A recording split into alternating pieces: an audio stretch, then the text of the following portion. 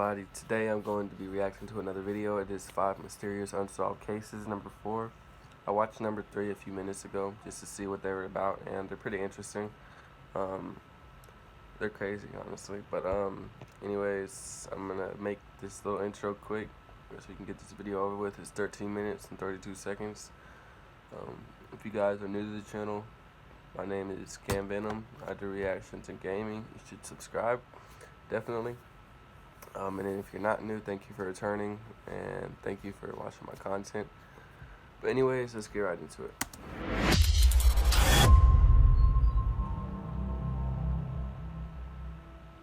Five Mysterious Unsolved Cases, Part 4.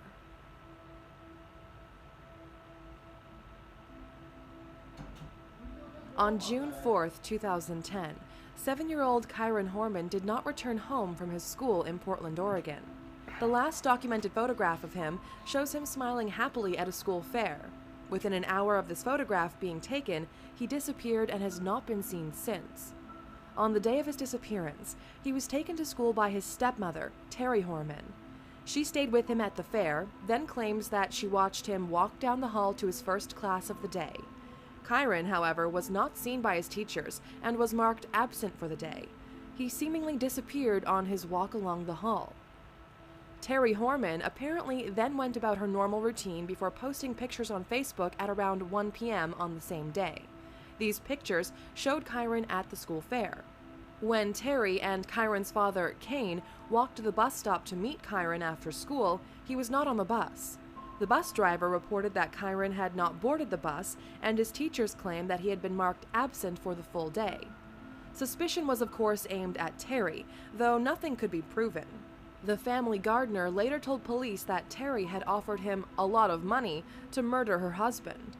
This speculation could not be confirmed, but the couple were later divorced, and Kane took out a restraining order on his ex-wife.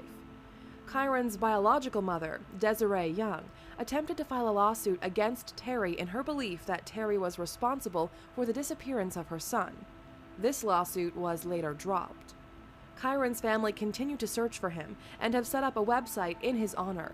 It lists many of his favorite foods, movies, hobbies, and more.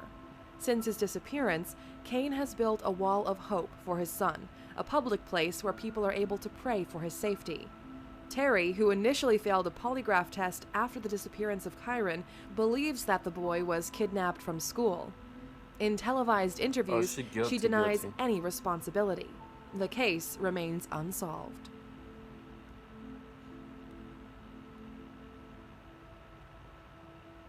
On March 31, 2006, 27-year-old Ohio State medical student Brian Schaefer was drinking at a bar with friends from whom he later became separated.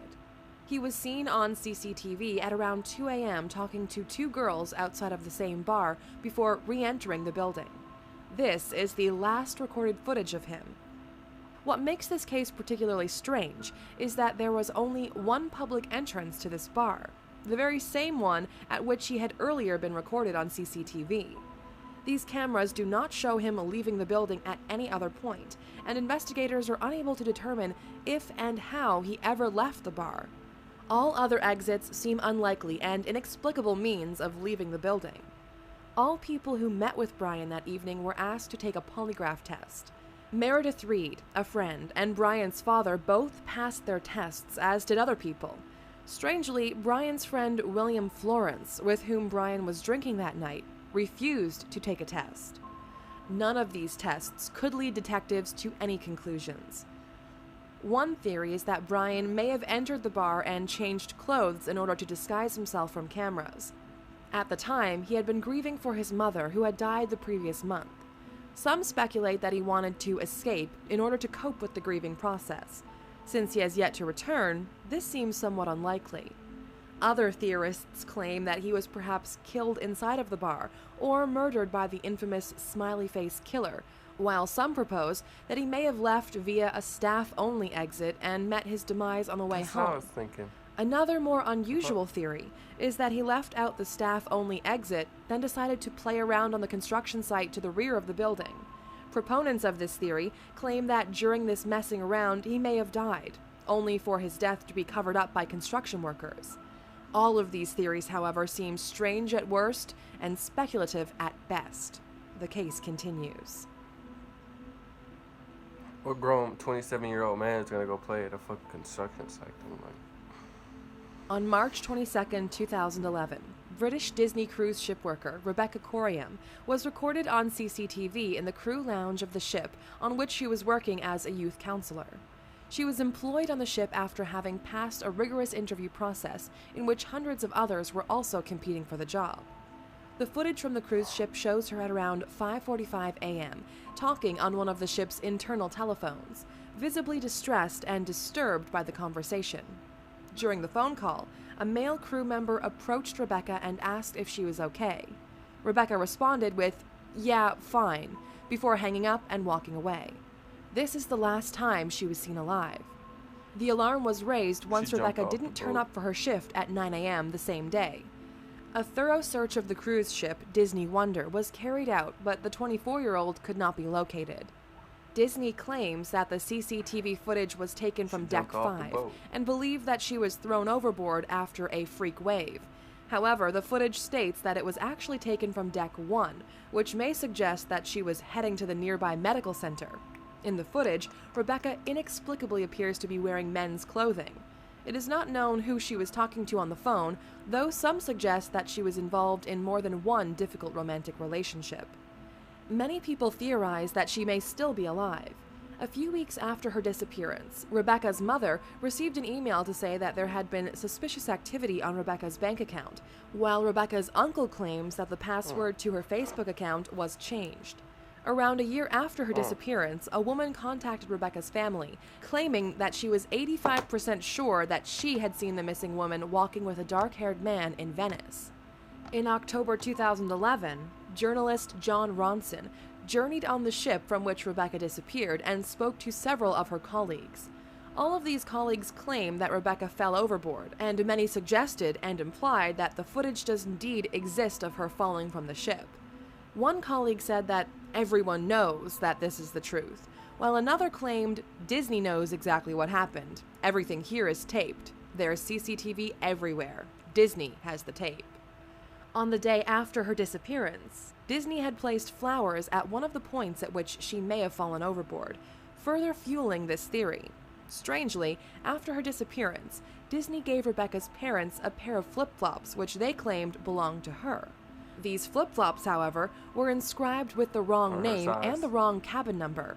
Other theorists claim that Rebecca may have committed suicide, though her family strongly disputes this. Investigators have not yet reached a fulfilling conclusion.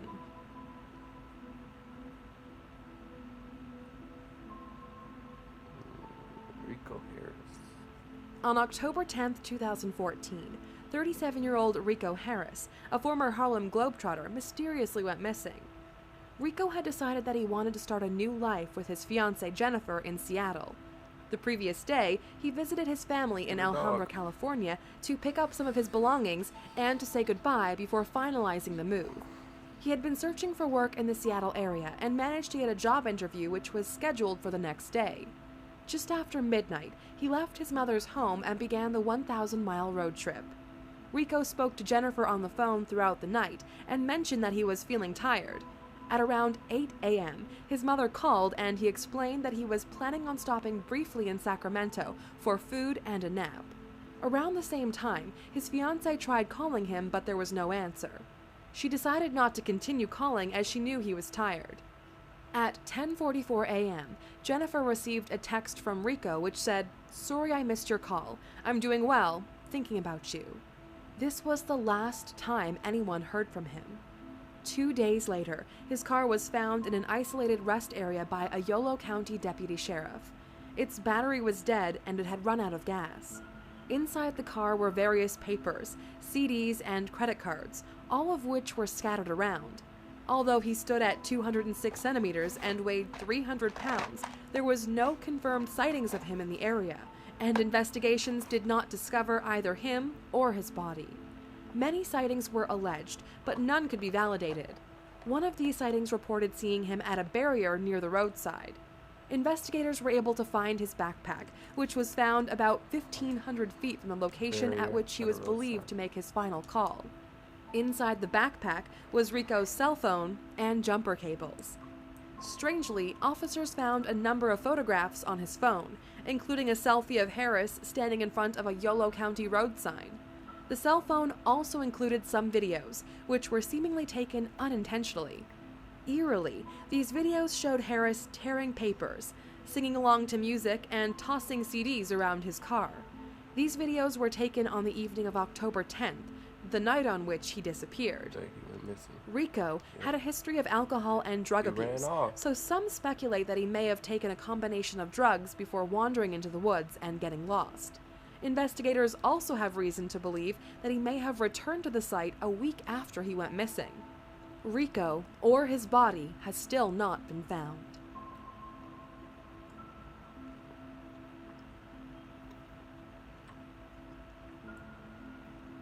In the early hours of September 24, 2016, 23-year-old British Royal Air Force Regiment gunner Corey McKeague went missing during a night out drinking with friends in Bury St. Edmunds, England.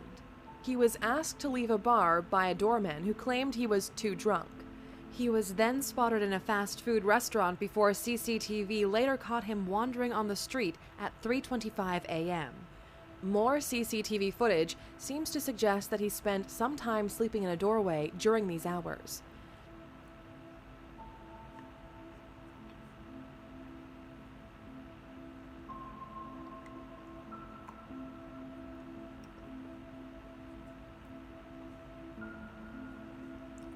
Keep it moving, buddy.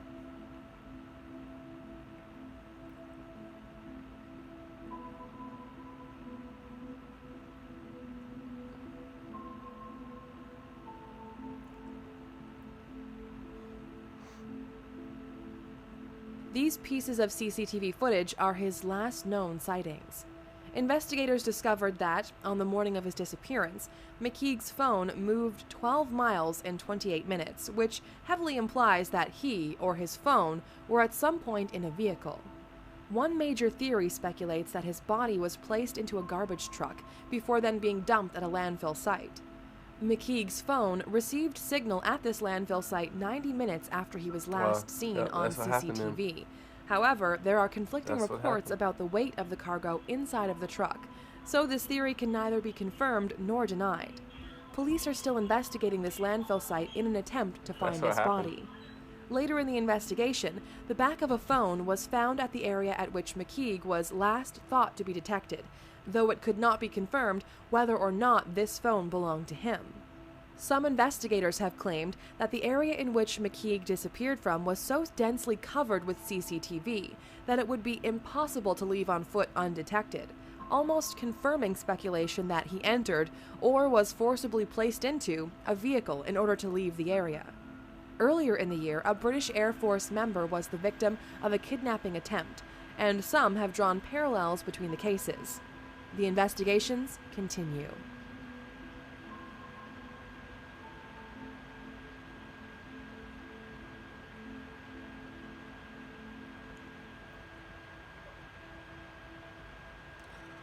That's that for that one. Those are so good. I want to watch another one.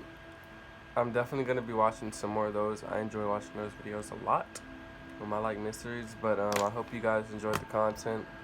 And if you did, make sure you leave a like down below. If you're new to the channel, make sure to subscribe. I'm very appreciative for all of y'all. And until the next one.